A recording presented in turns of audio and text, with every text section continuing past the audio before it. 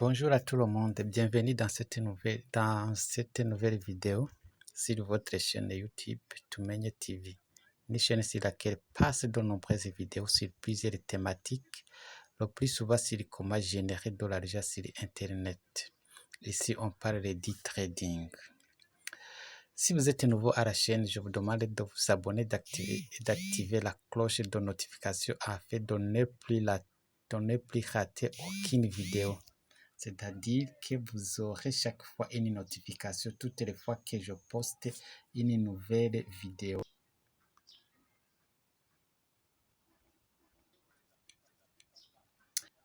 Vous êtes déjà veuillez cliquer sur j'aime ou liker tout simplement la vidéo sur le courage de toujours préparer d'autres vidéos pour vous.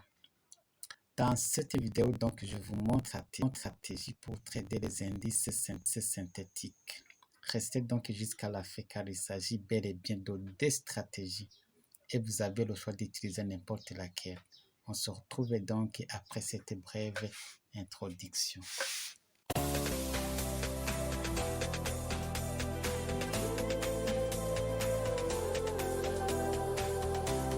La stratégie fonctionne bien comme vous pouvez le voir sur les résultats. Je pense que vous le voyez sur ces différents résultats. La stratégie fonctionne très bien. Les deux stratégies fonctionnent très bien comme vous pouvez le voir sur les résultats. Voilà.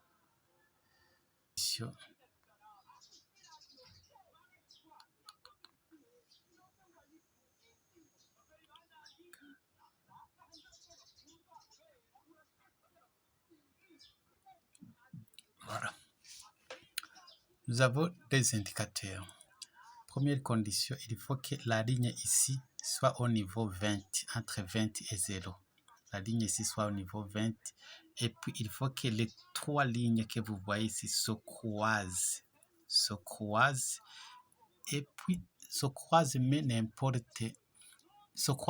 pas n'importe où. Il faut d'abord diviser votre écran en trois parties. C'est-à-dire, vous voyez la première partie, deuxième partie, c'est-à-dire vous avez une partie ici, une autre ici.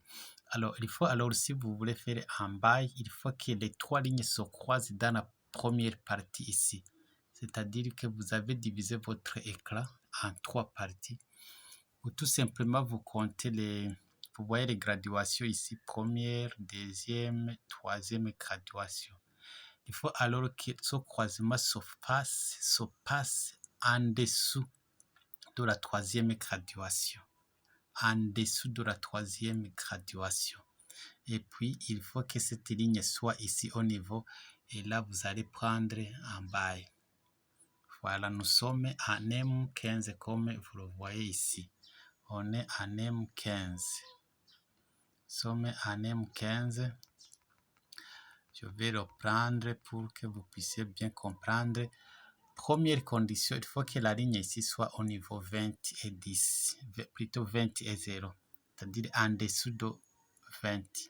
Deuxième condition, il faut que les trois lignes ici se croisent en dessous de la troisième graduation, en dessous de la quatrième graduation si vous voulez. Mais le prix pour avoir un signal très fort, il faut que ce croisement se fasse en dessous de la troisième graduation. Vous voyez la troisième graduation, première graduation, deuxième graduation, troisième graduation. Il faut alors que ce croisement se fasse en dessous de la troisième graduation comme vous le voyez ici. Et puis vous allez prendre un bail. Alors, pour prendre un sell, il faut que on va regarder là où l'opportunité s'est très bien passée. Voilà par exemple ici. Pour prendre, ici vous voyez que ici la ligne n'était pas là-bas. Ici on va laisser même si vous avez ce mouvement là-bas. On va regarder une bonne opportunité par exemple ici. Vous voyez qu'il y a un croisement ici. Et puis vous voyez qu'il y a un croisement de ces ligne au-dessus. 1, 2, 3, 4. Au-dessus de la 4e graduation. Comme ici, on peut dire en dessous de la 3e graduation ou 4e graduation. Ici aussi, on peut dire que ce croisement doit se passer au-dessus de la 3e graduation ou à défaut de la 4e graduation, comme c'est le cas ici. Vous voyez que le croisement s'est passé au-dessus de la 4e graduation. Et puis, il y a la ligne qui était à ce niveau. Et puis, vous prenez un seul. Voilà.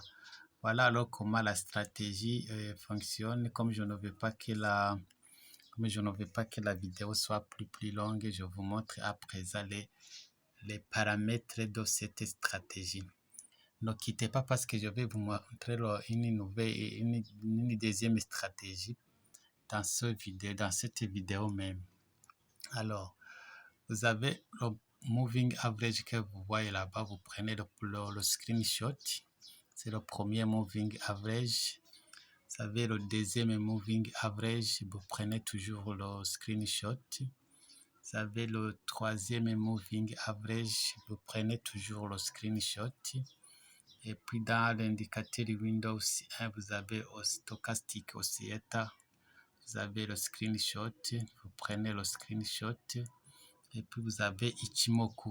Vous prenez également le screenshot. Voilà. Maintenant, on va passer à la deuxième stratégie. On va voir comment la deuxième stratégie se présente et comment elle fonctionne. La deuxième stratégie, il est ici. Voilà. Qu'est-ce que ici on regarde? Ici, on regarde uniquement le croisement.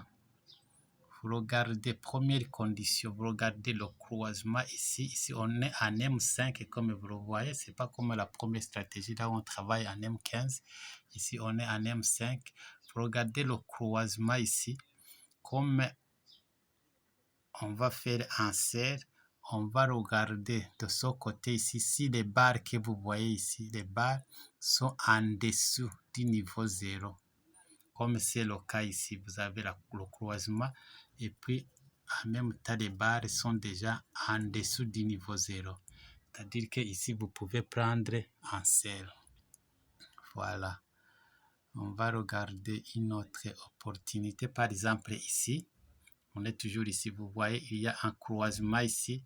Comme ça se croise en montant, on va faire en bas et on va regarder de ce côté ici que les barres sont au-dessus. Vous voyez que les barres sont au-dessus du niveau 0. C'est-à-dire qu'on va prendre en bas. Voilà. Voilà comment alors la stratégie fonctionne. On peut regarder par exemple ici. Ici, vous avez le croisement ici. Croisement de ces deux moving average. En même temps, les barres ici sont en dessous du niveau 0. C'est-à-dire que vous pouvez prendre un seul. Voilà. C'est comme ça alors que la deuxième stratégie fonctionne. Je vais maintenant vous montrer les paramètres de cette stratégie. Nous avons des moving average. Le premier moving average, vous le voyez. Vous voyez les paramètres. Vous prenez le screenshot. Il faut bien voir ici, nous avons moins 2. Pas 2, mais moins 2. Moins 2. Et puis le deuxième moving average, vous avez ça. Vous prenez le screenshot. Et puis, vous avez le moving average of oscillator.